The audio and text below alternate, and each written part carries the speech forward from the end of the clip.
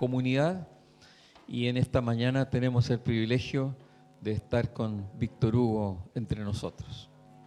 Amén.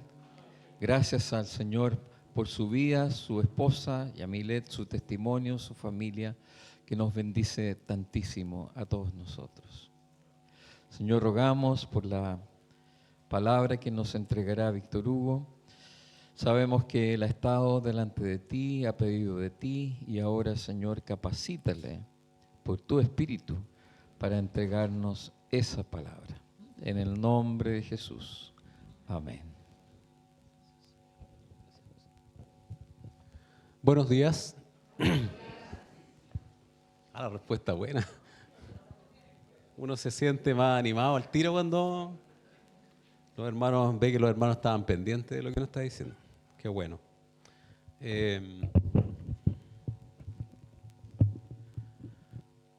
Está mala la cosa. Está mala la cosa. ¿Cierto? Creo, no, miren, ni siquiera tuve que entrar en detalle y ya saben más o menos de lo que voy a hablar. Estamos viviendo tiempos, ¿cómo dice la Escritura? Peligrosos. Difíciles suena muy suave. Vendrán tiempos peligrosos, ¿cierto? Segunda de Timoteo 3, 1 al 5.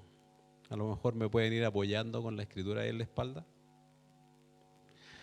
Y no puede ser más precisa esta declaración de Pablo respecto a lo que iba a ser, a lo que se nos venía, digamos. Probablemente Pablo no tenía perfectamente claro en ese momento cuándo eso iba a ser. Tal vez él de hecho a lo mejor tenía una expectativa más a corto plazo, a lo mejor a mediano plazo. Así como nosotros tampoco sabemos cuándo finalmente esto va a terminar con la venida de Cristo.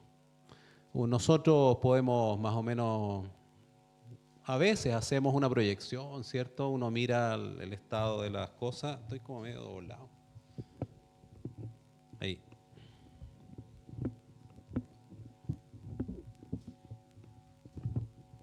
Uy, ahí.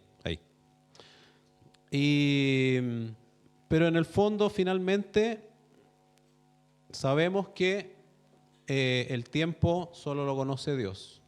Ni aun los ángeles del cielo saben el día ni la hora. Entonces, lo que sí podemos hacer y debemos hacer es estar pendientes del estado. Debemos estar pendientes del estado de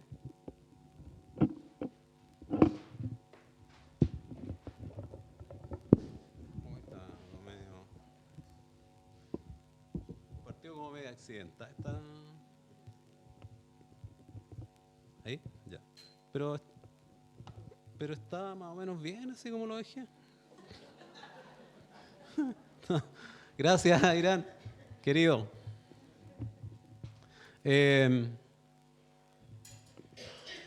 No sabemos cuándo va a ser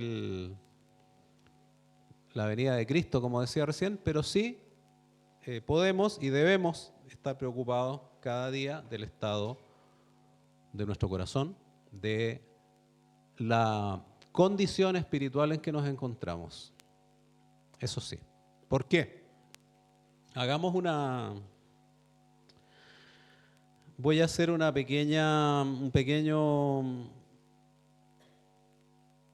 voy a detallar un poquito qué es lo que ha sucedido, qué es lo que está sucediendo, para que veamos cómo trabajan las tinieblas y cuál es la forma en que nosotros nos pongamos al margen de aquello. No tengo miedo. ¿Alguien aquí tiene miedo? ¿Alguien se asusta? Díganlo firme. ¿Alguien le da temor lo que está pasando? Oye, todo esto que sucede, el estado de la sociedad, estas corrientes ideológicas que han surgido, la forma en que, de hecho, incluso por medio del imperio de la ley, me quieren imponer esto. Yo sé que hay gente que le complica. Y doy gracias a Dios y de todos los que están aquí, ninguno en realidad dice, no me asusta. No debe asustarlo, sí preocuparlo. Yo no tengo miedo porque descanso en el Señor. Al Señor nadie le tranca la pelota, ¿cierto? Nadie se antepone, Él se antepone a lo que nosotros pretendemos. Él se antepone a lo que las tinieblas pretenden. Entonces, yo descanso en eso. Pero esto no es automático. Yo, en una decisión consciente, en una determinación de mi voluntad, decido santificarme. Esa es la palabra clave. Eso es lo clave. Decido santificarme. Y si hay algo que me va a poner al margen de todo esto malo que está sucediendo, de todo esto que, como decía, leemos en la Escritura, hay otras profecías, hay profecías de hecho potentes y que a lo mejor dan como un poco más de temor cuando uno las lee, como la profecía de Daniel, ¿cierto? Es como más cuando ocurra el horrible sacrilegio. Eso suena fuerte, ¿eh? Suena duro. Y a uno igual como que le da un escalofrío cuando lee esas cosas y piensa, ¿cuándo va a suceder esto? ¿Y qué es lo que es? Pero como digo, nosotros hemos sido apartados, ya hemos sido apartados. Pero usted y yo vamos a continuación, escoger santificarnos. ¿Por qué? Porque para eso el Señor nos trajo de esa condición en la que nos encontró. Voy a librar a Víctor de esta situación en la que él ha crecido, en la que por causa de sus errores y sus malas decisiones se ha ido metiendo cada vez más en temas. Yo lo voy a sacar de aquí y lo voy a poner aquí en esta situación. Yo lo aparté. Le di la oportunidad de apartarse. Eso es ser santo. Entonces, el hecho es que no significa ello que porque Dios se reveló en mi vida y yo me bauticé, lo recibí como el Señor de mi vida, declaré que Él era el administrador ahora de mi vida. Ahí terminó mi tarea. Ahora me relajo. Hay quienes predican un poco eso, ¿eh? Usted ahora ya está en Cristo. No sé, esa afirmación, por ejemplo, de la salvación no se pierde, así que viva en paz, relájese. Sí, tenemos que vivir en paz, pero no se malentienda. Yo vivo en paz, por lo que decía recién, el Señor es el Señor sobre todas las cosas. Nadie le cuenta cuentos al Señor, nadie lo sorprende, nadie lo engaña, nadie se le anticipa. Entonces yo sobre eso vivo en paz. Pero yo debo preocuparme cada día de perseverar hasta el fin, hasta el próximo mes, hasta el próximo año, por un tiempo, hasta que el Señor diga, no, ya aquí ya está bueno, no, hasta el fin. Yo me voy a santificar por causa del Señor hasta el fin. Y eso, definitivamente, queridos, los va a librar de que sean envueltos en esta marea que se nos ha venido. ¿Qué es lo que sucede? ¿Por qué debemos vivir en santidad? Es la única forma de que seamos una iglesia fuerte. Es la única forma de que seamos una iglesia la cual no pueda ser infiltrada. Ojo con esa palabra. Hablando de falsos profetas, de falsos maestros, de lobos con piel de oveja, no sé, varias descripciones que hay en la Escritura, ¿cierto? La única forma de librarnos de ello es que nosotros llevemos una vida en santidad. Personas, hombres, mujeres, matrimonios, familias sólidamente establecidas en Cristo, sólidamente establecidas sobre la roca, sobre la base sólida, sobre el fundamento sólido. La estrategia de las tinieblas desde el día 1 ha sido justamente apartarnos de Dios, ¿cierto? Apartarnos. Nosotros nos apartamos del mundo por causa de Cristo, nos santificamos, pero las tinieblas quieren apartarnos de Dios, separar, dividir. Siempre el que divide saca dividendo, valga la redundancia, saca dividendo de ello, saca provecho. ¿Por qué?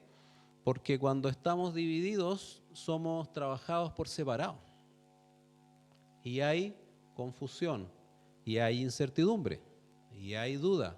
¿Por qué? Porque todo está en la oscuridad, todo está como en la penumbra. ¿Sí? Yo no tengo perfectamente claro qué está haciendo, o qué está pensando, o qué le dijeron a la Carito. Porque se lo dijeron así, le dijeron, oye, aparte, perdón. Y a mí me dijeron, pero mira, nosotros lo vamos a hacer así, de esta forma tú, pero déjalo ahí así entre los dos, ahí donde está guardadito. Así actúa el pecado, ¿cierto? Así funciona el pecado. Aquí donde estamos los dos, aquí guardadito, no lo compartáis con nadie, porque aquí mientras permanezca contigo tú tienes poder sobre eso. Ese es el engaño. Y en realidad es al revés, es el pecado el que tiene poder sobre ti. Bueno, la estrategia de las tinieblas siempre ha sido más o menos parecida. Génesis 3. ¿Cierto? Así que Dios les dijo que no pueden comer de ningún árbol del huerto. O sea, partimos con mentira. Las tinieblas, su esencia es mentir. Y siempre con medias mentiras, medias verdades. ¿Se han fijado? Yo siempre digo esto. ¿Se han fijado que el que es perverso, el que es malo, nunca viene frontalmente y te dice, hagamos lo malo? ¿Hagamos esto que es malo? ¿Te gusta hacer esto? Oye, qué rico hacer esto, es malo, pero hagámoslo. No, pues, porque siempre viene en un hermoso papel de regalo, ¿cierto? El pecado siempre viene, siempre es como medias mentiras, medias verdades. Entonces, cuando la descripción ahí que hace la Escritura en el capítulo 3 de Génesis, les dice a propósito, les dice, así que les dijo que de ninguno. No les había dicho que de ninguno. Y todos sabían perfectamente que no era así. Entonces la mujer le corrige y le dice, no, solo de ese que está en el centro. Y por ahí lo comienza a trabajar. Entonces, siempre funciona de la misma manera, funciona de la misma manera con nosotros.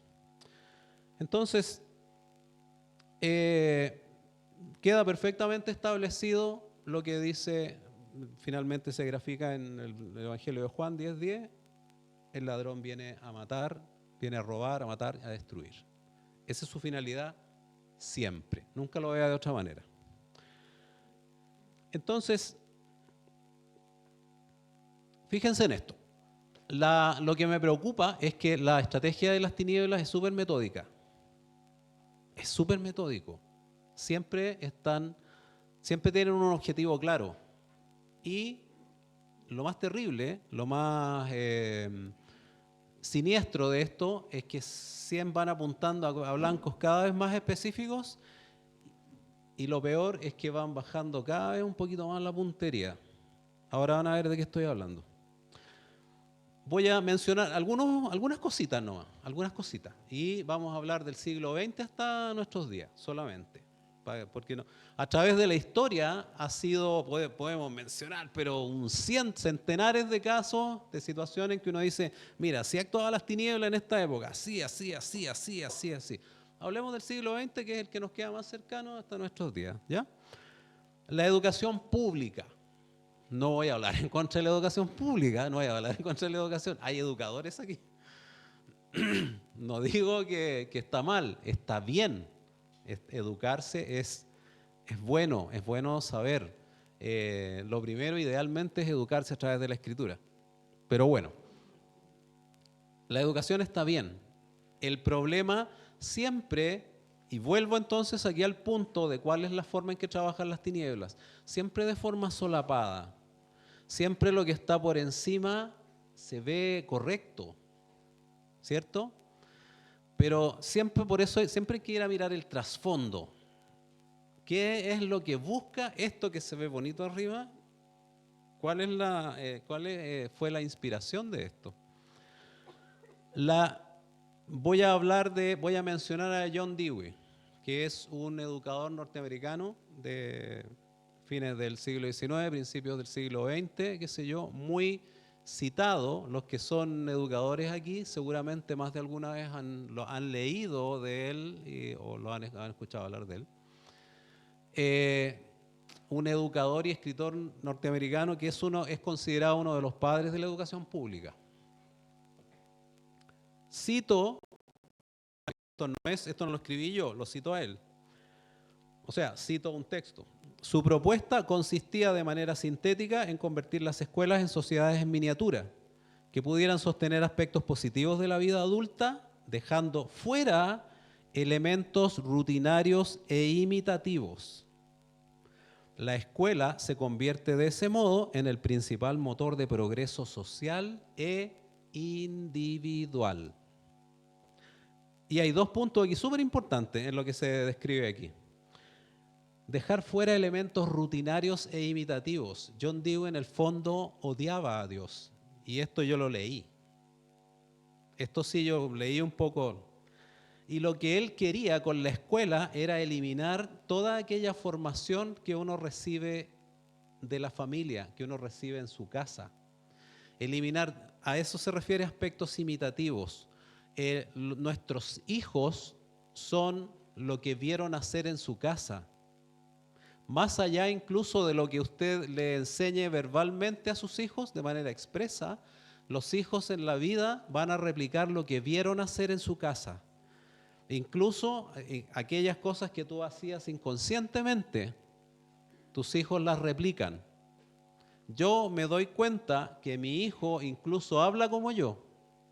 Y yo no le dije, hijo, tú tienes que hablar de esta manera. Él lo trae de su casa. Y también, en general, lo que es la formación. Cuando estábamos en la alabanza, cantamos Rey de Reyes. ¿Ustedes saben que Rey de Reyes es la canción de cuna de mi hijo? Porque mi suegra, que está sentada ahí, cuando lo hacía dormir, no le cantaba canciones de cuna, le cantaba alabanza. Esos aspectos imitativos quería eliminar, por ejemplo, quería eliminar John Dewey de la formación de los hijos.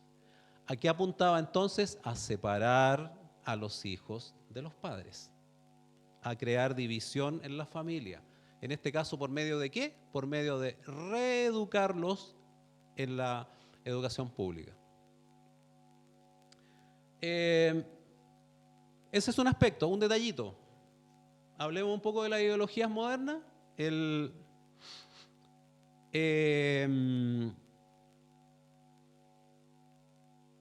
Las corrientes de pensamiento que surgen durante el siglo XIX y en los principios del siglo XX, por ejemplo, como el marxismo, las ideas libertarias, en general, lanzar al hombre a la calle a exigir sus derechos, a hacer que el hombre se emancipe y se convierta. El marxismo tenía el concepto del hombre nuevo. Y el hombre tenía que salir a exigir que la sociedad debía ser de otra forma. Y uno lee y dice, ¿esto es justo? Y uno dice, sí, es justo exigir la justicia social, ¿cierto? La injusticia social era un chiste, de hecho, en esos tiempos.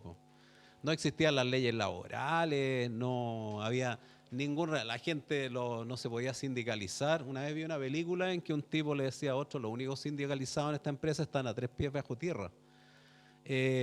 Porque así era. Prácticamente era una moderna forma de esclavitud. Y uno dice, entonces, ¿era válido? Sí, pues válido. Pero en el fondo, ¿a qué apunta? ¿A qué apunta a lanzar a la gente a la calle a exigir sus derechos? A convertir a las personas en amos de su destino y de su vida, a exigir cosas para sí, a exigir sus derechos. ¿Se han fijado que siempre los seres humanos somos muy dados a exigir nuestros derechos, pero no a cumplir nuestras obligaciones? Y es un hecho absolutamente básico el que de cada derecho emana una obligación. Pero siempre tenemos los seres humanos, tenemos bien súper presente a qué tenemos derecho. Dicho sea de paso, no tenemos derecho a nada, ¿cierto? Nosotros lo sabemos. Nosotros que estamos aquí no tenemos derecho a nada, no nos hemos ganado nada. Todo esto es por gracia, es porque Dios nos ama y si Él un día hace así y todo esto desaparece, sería y no tenéis a quién ir a reclamarle. Porque no nos hemos ganado nada. Pero bueno, quienes no tienen a Dios, quienes no están en Cristo, no tienen claro ese concepto y el ser humano naturalmente sale a exigir sus derechos, pero le cuesta mucho tener claras sus obligaciones. ¿Qué es lo que evidentemente todas estas ideologías tenían también el concepto de apuntar, tenían siempre la estrategia de apuntar a objetivos individuales? Porque el individuo, la persona de manera individual, es la unidad mínima que es el hombre, la mujer, por separado, son manejables por el Estado, de eso se trata. También apunta a que desaparezcan esos elementos imitativos, ¿cierto? De la intimidad de la familia como núcleo fundamental. Todo eso, deshacerlo. Usted por separado salga a exigir sus derechos. Después, avanzando el siglo, años 40, 50, no, 50, 60, a las tinieblas, ¿a qué comienzan a apuntar? Primero apuntaban al hombre. En esas ideologías, en el fondo, apuntaban a aquel que era el proveedor, al que salía a trabajar, al trabajador, ¿cierto? Sobre todo al trabajador proletario. Y hombres y mujeres, pero en general a las cabezas de familia. Pero en los 50, 60 comenzaron a apuntar a los jóvenes. ¿A dónde? En la educación secundaria, en la universidad. Las tinieblas dijo, aquí hay una forma de ya a ese hombre, a esa mujer que formó una familia, de crearle una pequeña revolución dentro de la casa. Entonces podemos apuntar a lanzar a la calle a los jóvenes a exigir sus derechos. Y de esa manera te crean una suerte efectivamente, de revolución dentro de la casa, división dentro de la familia. El hipismo, por ejemplo, es una forma de escapismo que también, si uno lo mira así someramente, dice, no es tan malo, no sé. En Woodstock, por ejemplo, que los que tienen mi edad y un poquito más saben de qué estoy hablando, 3 días de paz, música y amor, cerca de Nueva York, se considera que, no sé, pues, el espectáculo de música rock más extenso y más grande y el más importante de la historia, es citado siempre. Se dice que en Woodstock, y esto no son palabras mías, son palabras del jefe de la policía del condado en ese tiempo, creo que no hubo ningún detenido por andar con armado, no hubo ningún detenido por pelea, por gresca y todo. Eran todos, dice, eran todos jóvenes que venían en paz a escuchar música. Evidentemente muchos fueron sacados del lugar intoxicados por las drogas, por muchas cosas, pero él dijo, no tuvimos mucho trabajo en el sentido de que hubieran manifestaciones de violencia. Y uno dice, mira, no era tan malo entonces. No es tan malo ser hippie. No me voy a extender porque yo creo que la mayoría de ustedes tienen claro qué es lo malo de ser hippie. el amor libre, qué sé yo, que nada, que no hay ataduras con nada. Entonces, cuando uno dice no hay ataduras con nada, quiere decir que no hay compromiso con nadie, ni con nada. No sé, está, por ejemplo, algunos se recordarán, también los que son más mayorcitos, del el levantamiento estudiantil que hubo en París en el 68, creo que fue, ¿cierto? Y que de hecho son manifestaciones que se toman como ejemplo para movimientos que hay ahora y todo.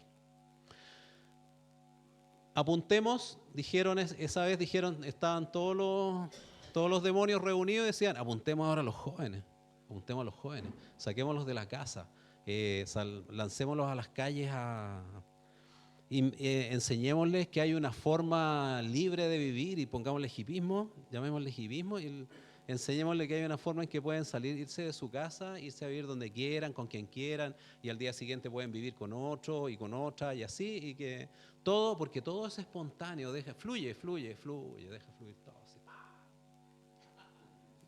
Oye, estoy a punto de convencerme.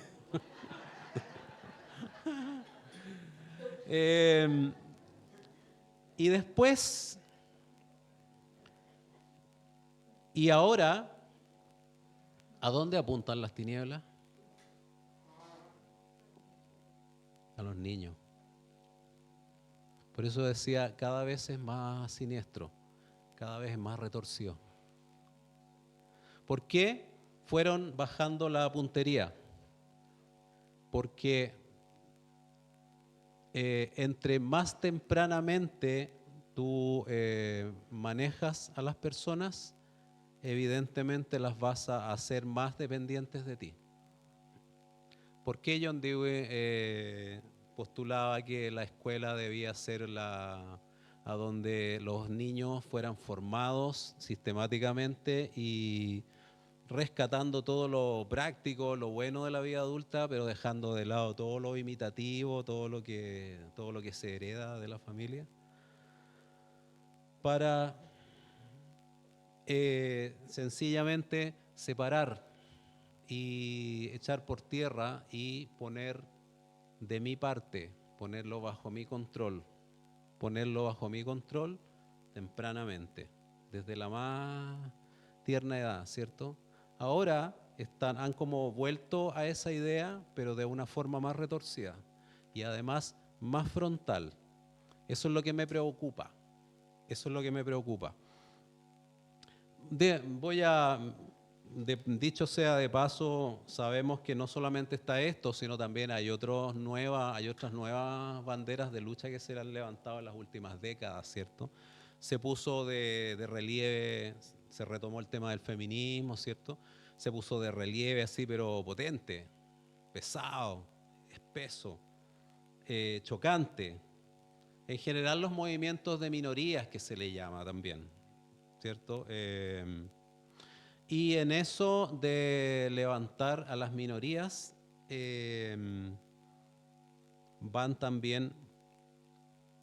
se pasa a llevar también el concepto del matrimonio, el concepto de la familia, el concepto de ser madre, esposa, esposo, padre, hijo, hija. Y a los niños, en lo más así dramático, se ha apuntado a la hipersexualización, por ejemplo. Eso es como de lo más retorcido que hay en el tema. Y esto fue una pincelada, así, de lo que, pero para que se hagan una idea, cómo viene operando las tinieblas de forma sistemática. ¿Cierto? ¿Se fijan qué es sistemático? Es un esquema, y un esquema cortito. Ya. ¿Qué pasa con nosotros? ¿Qué hay de nosotros? ¿Cómo nosotros nos resguardamos de todo esto? ¿Cómo nos apartamos de todo esto? De la forma en que yo lo manifesté al principio.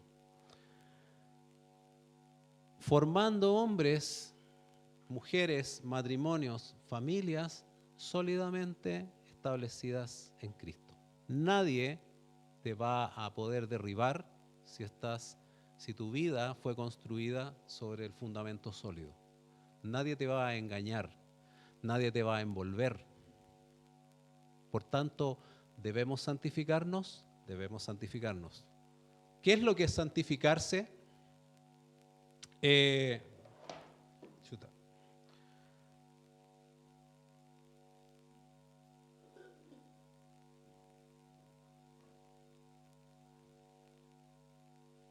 Dios dijo, serán santos porque yo soy santo. Y santo es estar apartado. Dios es santo porque está apartado. Hay dos aspectos fundamentales en eso. Hay uno en el que nosotros no podemos ser semejantes a Dios. Dios es santo porque es moralmente puro. Está por completo apartado del pecado y en una condición perfecta. Nosotros no vamos a ser santos de esa forma a imagen de Dios, porque eso es una condición que es parte de la esencia de Dios. Pero sí podemos santificarnos, ser santos, apartados, en el sentido de escoger, apartar nuestra vida de una condición a esta otra a la que nos trajo Dios. En eso, por eso Dios puede decirnos, sean santos, serán santos porque yo soy santo. Sí podemos, ¿cierto? Y es un acto consciente, es un acto de la voluntad también.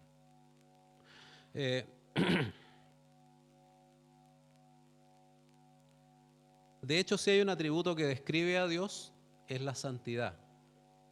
En el estudio, digamos, del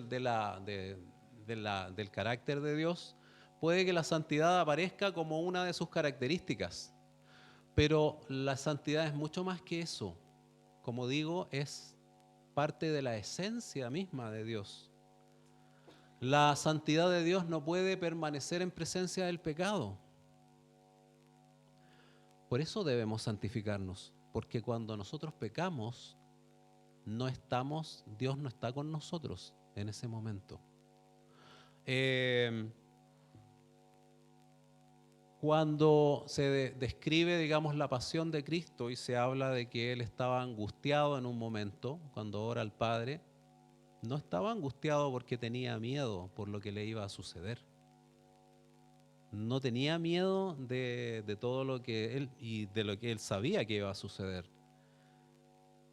Jesucristo estaba angustiado porque sabía que en ese momento, en la culminación, Él iba a estar solo, porque Dios iba a apartar su rostro de Él.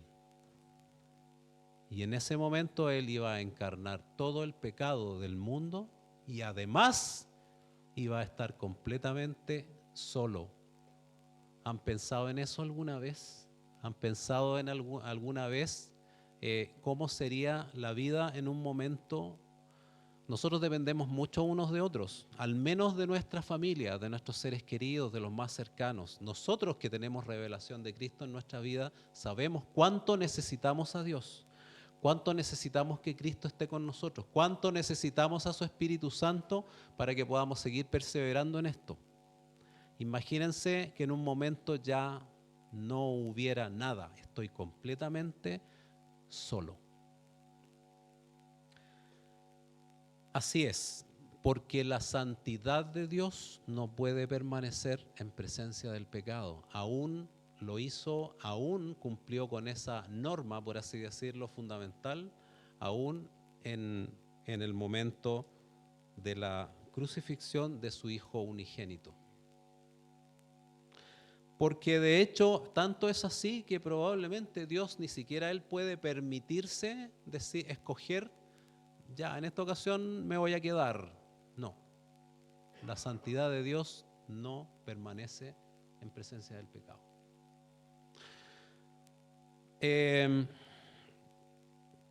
Por tanto, lo que debe identificar a los hijos de Dios, lo que nos debe identificar a los hijos de Dios es la santidad. La gente a veces cuando nos pone a pleito, cuando uno conversa con personas en el mundo así, te quieren, uno se da cuenta cuando le están conversando o le quieren poner el tema. Uno se da cuenta cuando las personas tienen una inquietud legítima y manifiestan una necesidad, y también se da cuenta cuando lo que quieren es tener un debate contigo. Nunca se enfrasquen en debates sobre la autoridad de la Escritura, sobre la autoridad de Dios.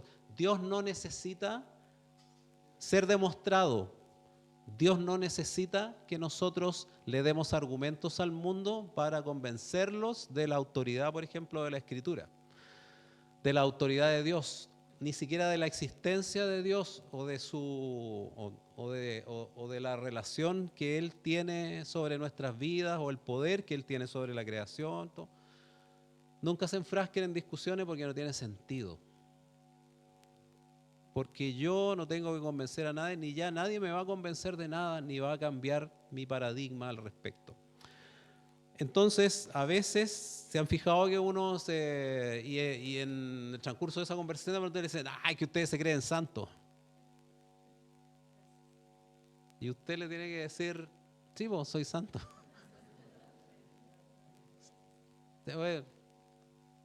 Ahí es el desconocimiento de cuál es la descripción del término, ¿cierto? Del vocablo. Yo soy santo porque estoy apartado. Yo escogí apartarme, escogí conscientemente. Eso es clave. Por eso les decía en el principio, esto no es automático. No es automático. Usted se tiene que preocupar todos los días de santificarse, de ser santo. En la medida que vamos creciendo y que vamos madurando, todos somos formados, pero podemos ser formadores, ¿cierto? Ya. Eso también es parte de la santidad. ¿Por qué? Porque yo escogí privilegiar tiempo para dedicarme a esta actividad tan importante como es, donde tengo yo oportunidad, ofrezco una palabra. Bendigo con una palabra, suelto una palabra para que esa palabra haga aquello, Isaías, ¿cierto? Isaías 54, 55. La palabra que sale de mi boca baja igual como la lluvia cae a la tierra y la hace germinar. Mi palabra, la palabra que sale de mi boca, bajará y hará aquello para lo que yo la he enviado. No volverá a mí vacía. Usted escoge dedicarse a esa actividad de estar pendiente, Idealmente que tenga también esté en una situación formal, por así decirlo, dentro de la iglesia, en que usted está formando a otras personas, está discipulando. Eso también es parte de la santificación. Acuérdense que santidad es escoger apartarse para algo. Entonces, usted no es santo solo porque cumple los mandamientos. Yo no mato, no robo, no miento, no adultero. ¿Cumple con todas esas cosas? Sí, cumplo con todas esas cosas, entonces soy santo. Pero apartó en la noche, llega, se acuesta, prende la tele, ¿cierto?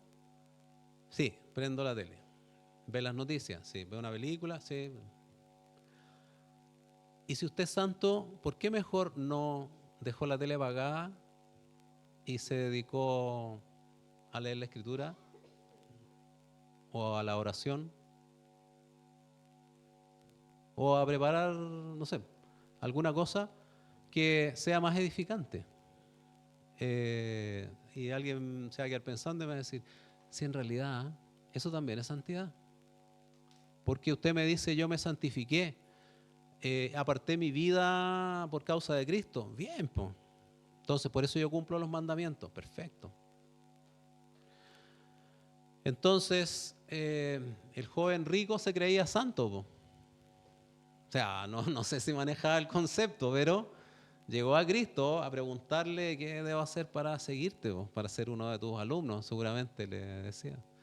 Y él le dice, debes cumplir con los mandamientos, los he cumplido desde mi niñez. Yo he sido formado en eso, bien, ese es el sentido potente.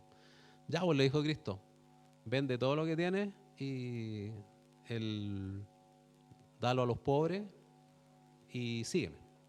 Ah, no, ya está, ahí nomás llegó la cuestión.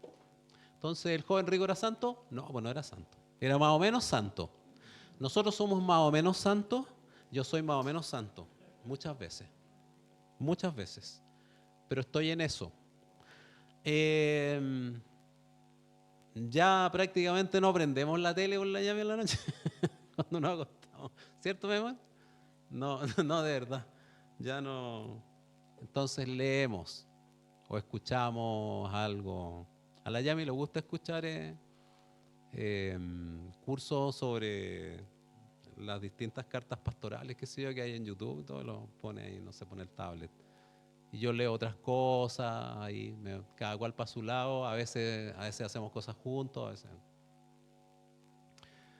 Pero eso también, queridos, es parte de la santidad, de la santificación. También somos santos en el sentido de que nosotros nos remitimos en todo a Cristo, nos remitimos en todo a Dios. O sea, no tenemos otros referentes. No tenemos otros referentes. Ni por lo que le gusta hacer en su tiempo libre, ni por lo, no sé, por la música que le gusta escuchar,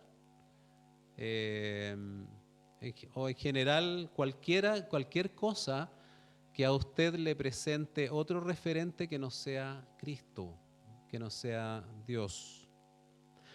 Por eso, por ejemplo, nosotros no es bueno que participemos de la contingencia política, por ejemplo.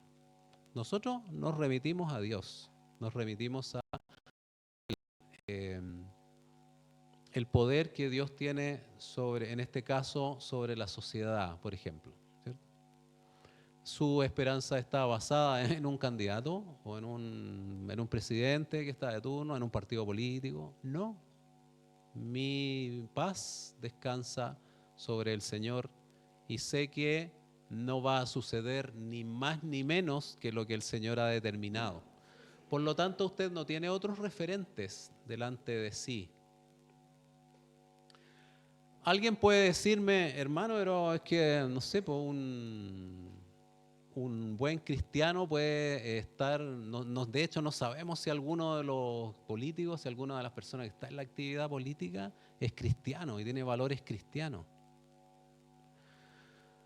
Y yo le voy a decir si es una persona que tiene las características que debe tener un buen político, que tenga carisma, que convoque a las personas, ¿cierto? Que tenga la capacidad, el poder de aglutinar a las personas en torno a sí, que tenga un manejo de un conocimiento de la realidad, un conocimiento de la contingencia, que lea bien lo que está sucediendo y a uno se lo explique de manera clara y tenga ideas y todo, y es cristiano, esa persona no va a estar dedicada a la actividad política, va a estar en un púlpito.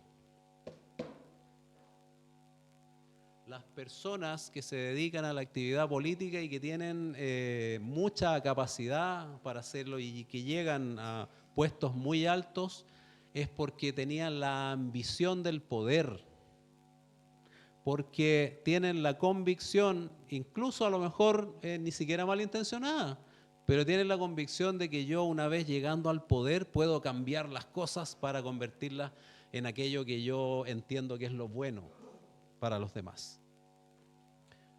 Pero eso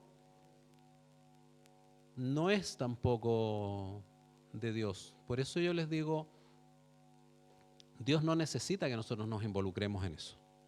Entonces, por tanto, usted tampoco va a tener otros referentes a ese respecto. También se va a santificar de esas cosas.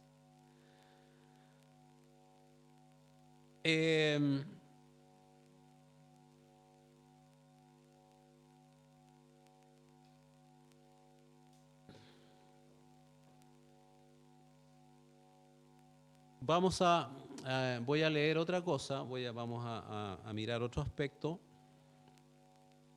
y que es que Dios, de hecho, decía yo, siendo santo, Él no puede permitir, por tanto, que su condición de Dios sea pasada a llevar por nuestra falta de santidad.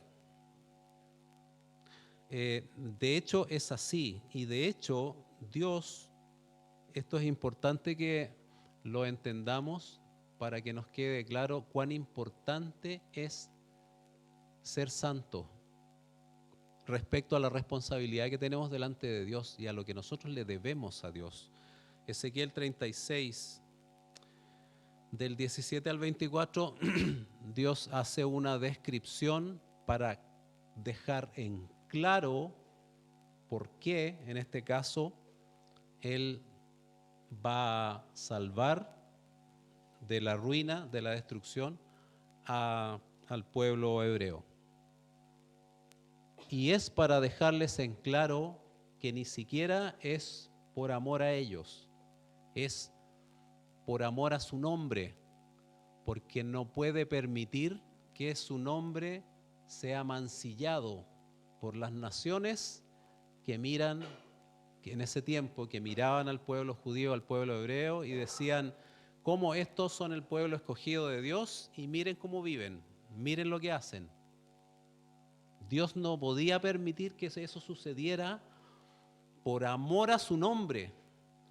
Entonces vino a mí la palabra del Señor: Hijo de hombre, cuando la casa de Israel habitaba en su propia tierra, ellos mismos la contaminaron con su conducta y con sus obras. Como la impureza de una mujer en su período fue su conducta delante de mí.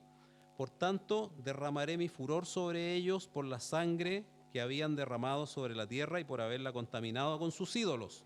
Los esparcí entre las naciones y fueron dispersados por las tierras. Conforme a sus caminos y a sus obras los juzgué. Cuando llegaron a las naciones a donde fueron, profanaron mi santo nombre, porque de ellos se decía, estos son el pueblo del Señor y han salido de su tierra. Pero yo he tenido compasión de mi santo nombre, yo he tenido compasión de mi santo nombre,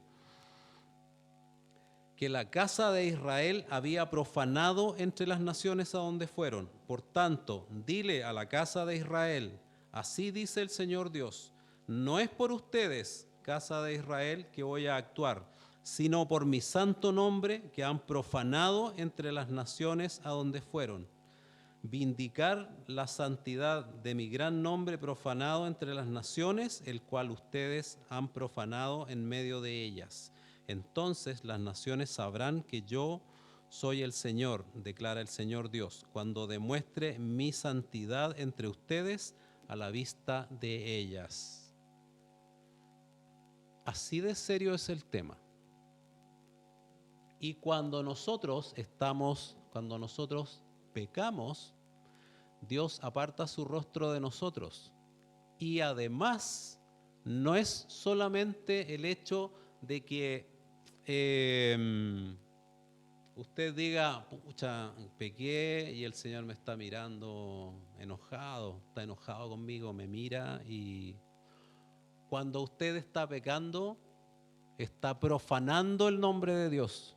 Es así de grave, no es solamente que Dios se enojó y lo está mirando con rostro así adusto. Cuando usted peca, está profanando el nombre de Dios, quitándole la honra a la vista de todos. A lo mejor lo hemos mirado alguna vez de forma más liviana ese hecho, pero es bastante más serio de lo que nosotros lo miramos o lo pensamos en el momento. Es algo sobre lo que hay que reflexionar. Entonces, lo que sucede a continuación es que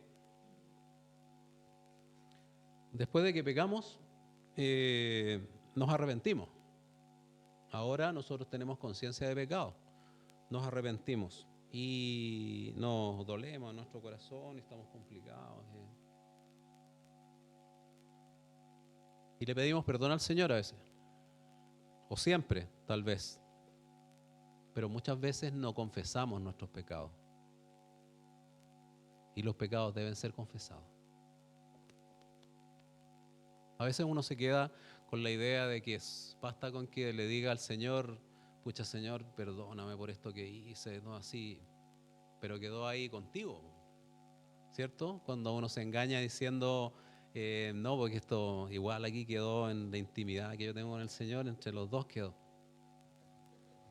Ahí lo único que falta es que usted diga, ya Señor, pero no le conté a nadie. Es lo único que le falta. Porque por eso lo hizo así. Por eso lo hizo así. Porque no quiere, porque le da miedo, le da vergüenza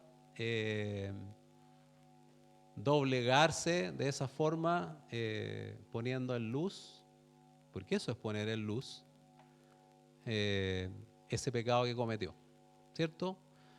Hay que confesarlo, hay que confesarlo, hay que decirlo. ¿Decirlo para qué? Para que el pecado, para que usted pueda permanecer, continuar con su camino en santidad, el pecado debe perder todo el poder que tiene sobre su vida. Y la forma en que el pecado pierda todo el poder sobre su vida es que sea puesto en luz. Ya cuando las cosas, cuando lo malo que uno hizo se sabe, ya después ya no tiene ni un brillo, ¿no es cierto? ¿Se han fijado? Si el tema es cuando uno lo tiene guardado, cuando uno anda con eso aquí. Cuando uno hace eso, de hacer ese arrepentimiento, Señor, estoy tan arrepentido de esto que hice, pucha, ya no lo voy a hacer más, no lo voy a hacer más, y lo vuelve a hacer igual, ¿sí? Porque el pecado todavía está ahí. El pecado, a lo mejor, como está el Señor, el pecado está todavía ahí presente, por tanto Dios apartó su rostro de ti. Y el pecado está ahí al lado, así te está mirando, ¿eh? Y dice, ¿qué? Si el ejercicio que está haciendo no sirve para nada. Ese ejercicio no sirve para nada. Verdadero arrepentimiento es que uno se duele en su corazón y confiesa.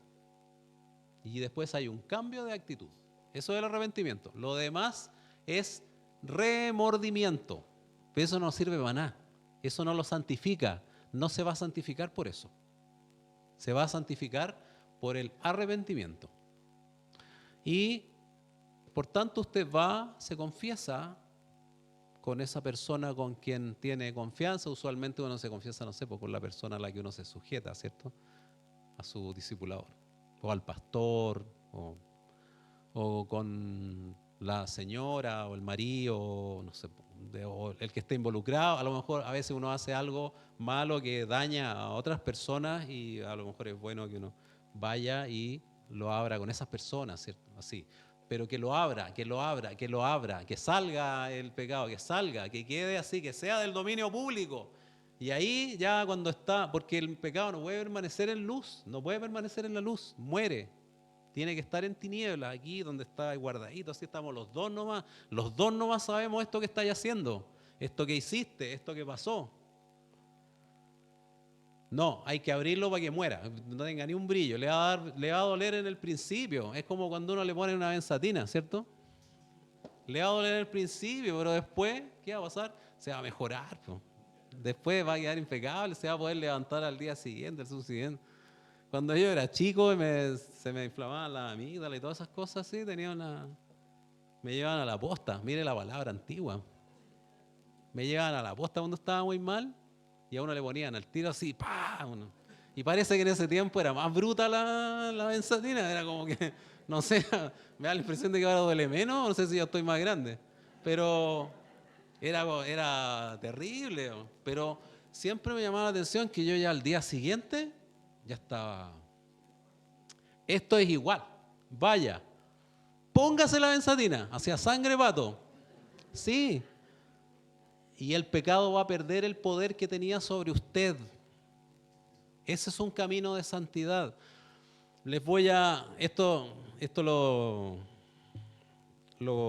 Esta palabra la compartí el fin de semana pasado en Cordillera. Y apunté también, me acordé, esto es importante también, ojo. Yo hablaba de las sutilezas de las tinieblas que obra con sutileza, usualmente cuando viene a nosotros, ¿cierto? Nosotros también obramos con sutilezas a veces. Cuando no nos estamos santificando o no nos queremos santificar por completo, también aplicamos sutilezas. Eso de el arrepentimiento delante del Señor, nomás así entre los dos, pero aquí nomás con el Señor, es una sutileza. Como también lo es, por ejemplo, y esto es una experiencia personal. Yo en una oportunidad me confesé con un pastor, un tema que tenía, y le di vuelta, sí, no, y dio la oportunidad, sí, y yo me confesé con el pastor. Pero era un pastor que era del sur, pero así, supónganse que yo me confesé con el pastor de Punta Arenas. Entonces, le confesé el tema y ya quedó, no, bien, oramos y todo, fue súper sanador. Igual fue sanador y todo, pero yo sabía que el pastor de Punta Arenas lo iba a volver a ver algún día, tal vez en un retiro o en ranchillo, no sé, po. Y ahí hay un tema que es importante. Si al final no es tan importante que la persona con que te confesaste te conoce o no te conoce más íntimamente. Igual a uno le da cosita cuando hay alguien que te conoce más íntimamente. Sino que es el ejercicio posterior en que después tú te encuentras con la persona con que confesaste y te dice, ¿cómo has estado, hermano, de esto? ¿Cierto? ¿Cierto que pasa eso? Que uno tiene como, y después a uno está con el temor. Yo por eso lo hice. Yo les estoy contando una experiencia personal para que ustedes no lo repitan. Los niños no hagan esto en su casa. Para que ustedes no lo repitan. Porque igual es un tema que a mí me complicaba mucho y no tenía finalmente completa certeza de que no se iba a volver a dar. Entonces después esa persona, si era cercana, si yo me confesaba con el Nelsito después me iba a ver un día en la reunión aquí, por ejemplo, y me iba a decir, ¿cómo estaba eso? No, ni me pregunté. Pero mortifiquemos nuestra carne. Mortifiquemos nuestra carne. Mortifiquemos nuestra carne. ¿Se fijan? Sutilezas. El que quiere santificarse de verdad, el que quiere verdaderamente ser santo para librarse de todo esto que está sucediendo, para librarse de que no terminen por convencerlo de que sí, que en realidad Dios ama a todas sus criaturas y que nosotros debemos comenzar a recibir a toda suerte de personas que se perciben a sí mismos de determinadas maneras, y nosotros, porque Dios ama a todas sus criaturas, para evitar que usted se confunda, que sea engañado, que sea envuelto, tiene que procurar llevar una vida de santidad, pero hacia el detalle. Cuando hablamos de santidad, de ser santos, tenemos que ser santos así, pero hilando súper fino, hasta donde usted tenga revelación de ello, llegue hasta el fondo, llegue hasta lo que le parezca absurdo incluso. Santifíquese. Es lo único que nos va a librar de que seamos arrasados por esta marea que se nos ha venido. En la mañana le decía yo a Nelson, ¿se acuerdan que décadas atrás nosotros éramos cristianos igual, ¿no es cierto? Y los que somos cristianos hace décadas, digamos. Éramos cristianos igual y veíamos el estado de la sociedad y veíamos que estaba separado de Dios y que sucedían cosas malas pero mi postura como cristiano era más cómoda. No me sentía amenazado.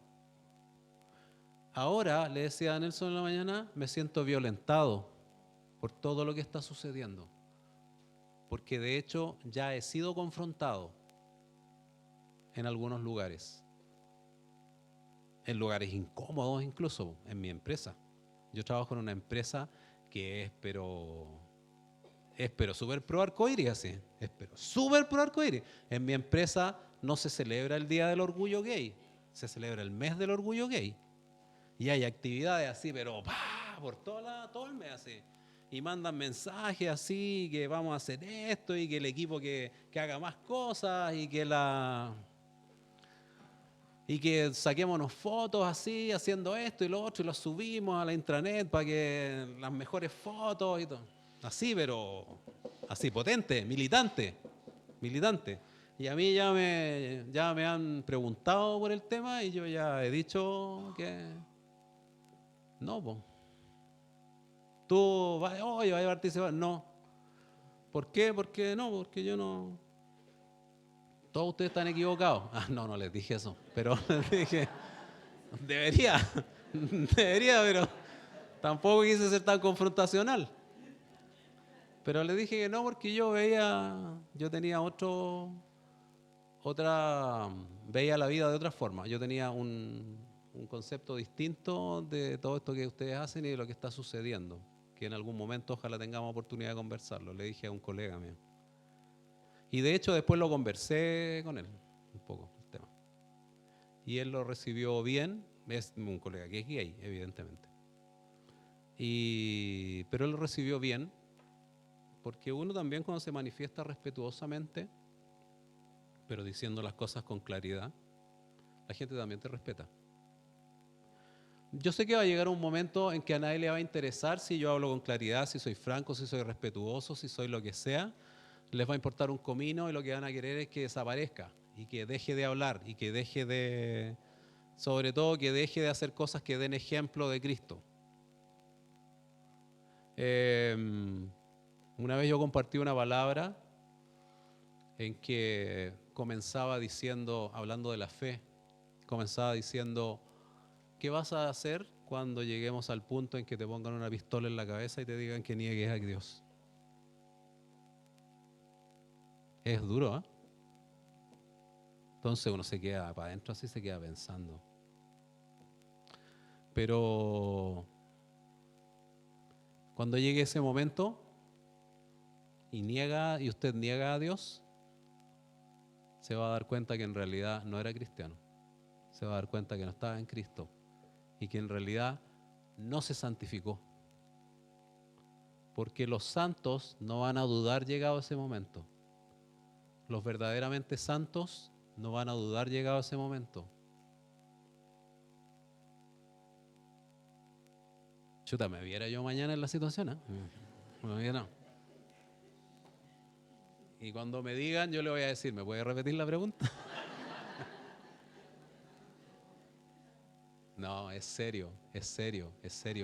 Podemos llegar a un punto, queridos, ahora estamos conversando aquí, súper relajados, contentos, ¿cierto?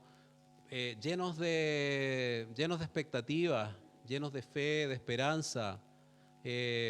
Podemos estar, aquí estamos, por ejemplo, sentaditos así, juntos, tomados de la manito, con una frazada así en las piernas, ¿cierto? Algunos, estoy mencionando ejemplos así, ¿eh? Algunos, así con la frazada.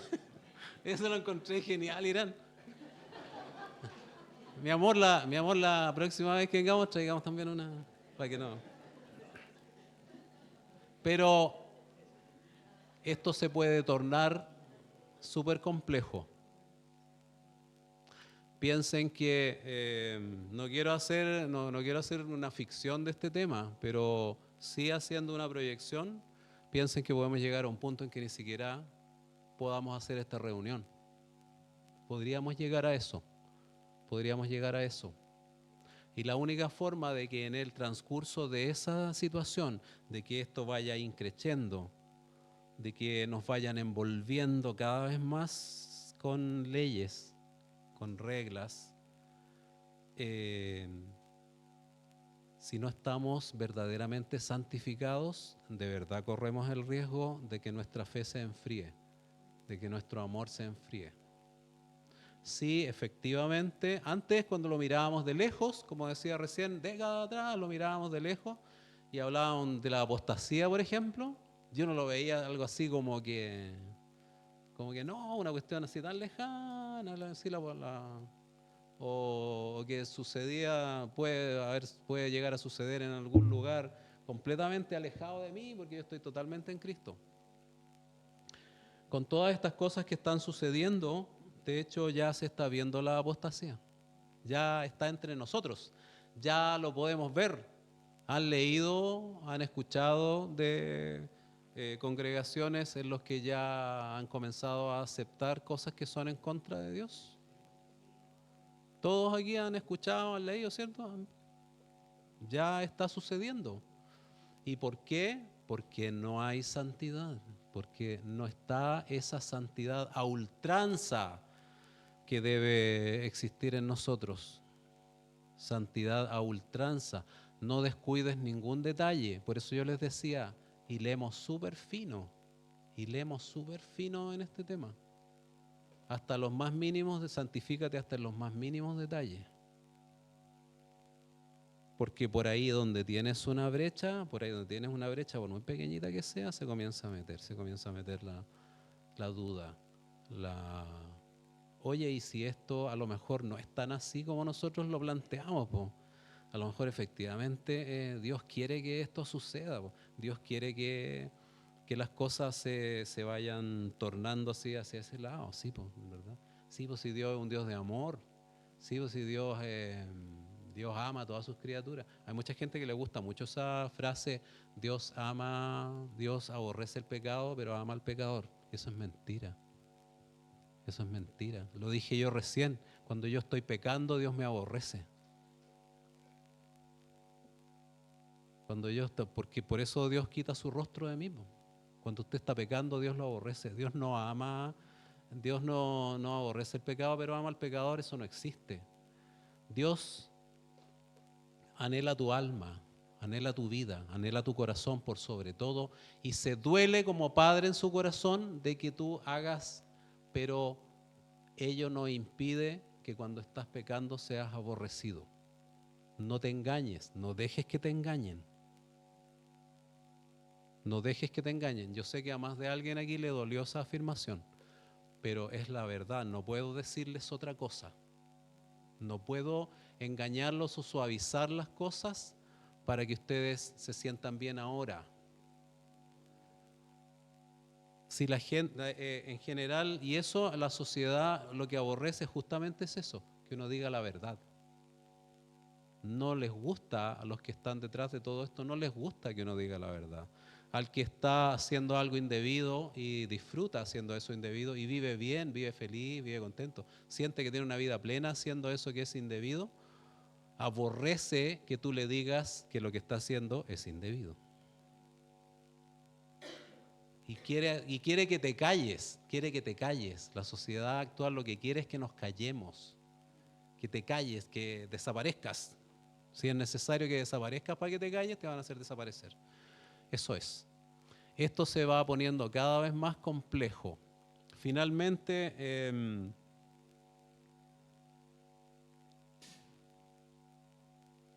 Lito dijo una vez, y yo creo en eso, por eso les decía, que él creía que cuando comenzara la moderna persecución, por llamarlo de alguna forma, no iba a ser como en la antigüedad. Yo también creo en eso.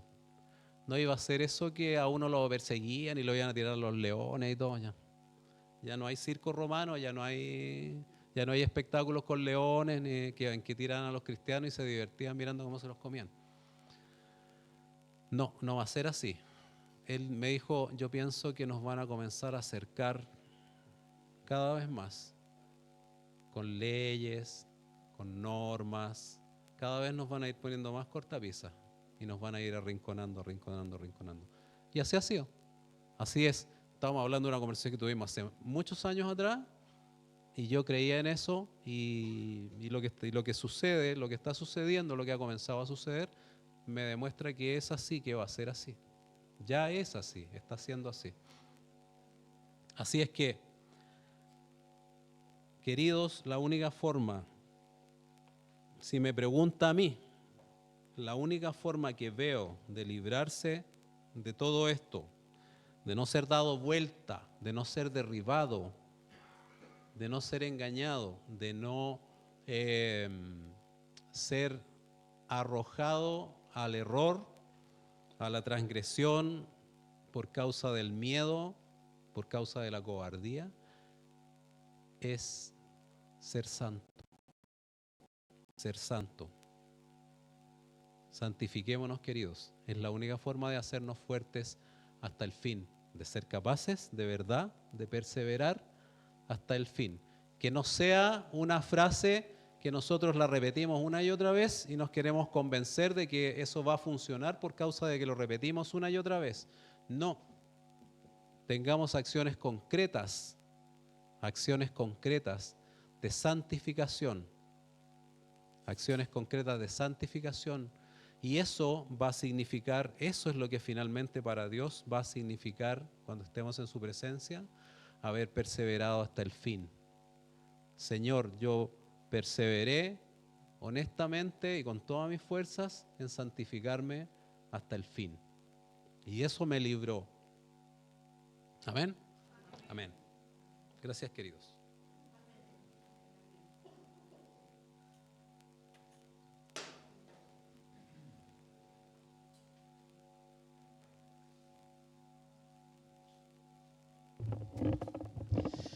Muy bien, muchas gracias. Gracias, Señor, por esta palabra compartida.